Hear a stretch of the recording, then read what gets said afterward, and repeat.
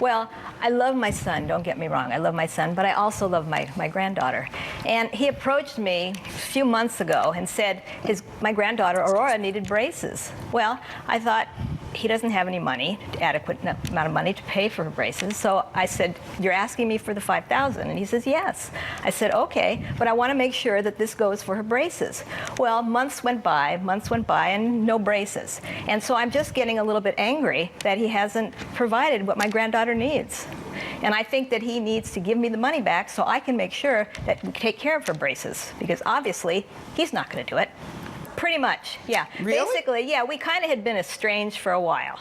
And so he called me one day out of clear blue, I think it was like last September, and he said, he went through this whole thing. You know, I'm back on my feet, we're working, but, you know, she really needs braces, and I don't have the money for it. So What? he always comes to me when he needs money, and I foolishly sometimes always provide it, which has probably created this massive dependency state. He can't just pull himself up by the bootstraps and take care of my granddaughter like she deserves to be taken care of. No, that is I not took what care of happened him. He had braces. Come on.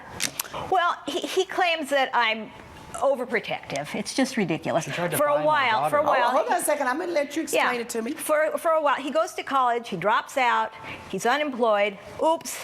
Somebody gets pregnant, oops, then they get married. Well, in my time, that's a little bit out of order. Well, I love my granddaughter. I don't care how she came about, you know? So all along this time, I've been helping him out. Well, I just said, you know what, while you're trying to get yourself back on your feet, maybe it'd be a good idea for her to come stay with me so you guys can go find jobs. Oh. Hello, you know? So maybe you could come find a job, I'll take care of her. Well, he took that like I'm trying to steal the granddaughter. So he wouldn't let me see her. So what do? I make sure she has a cell phone so I can keep in touch. So then he goes ahead, takes away the cell phone, doesn't let her talk to me, just estranged from my granddaughter, and he just doesn't communicate. I try to call him, he doesn't call. Months went by, and then, oops, hey, guess what? Guess what, Mom? I need $5,000. Yeah, well, that's all fantasy. There was no payback plan that I recall. And I also recall that the whole point in his coming over was to tell me about Aurora's braces and the fact that it was Well, he going could to have be... told you that on the telephone.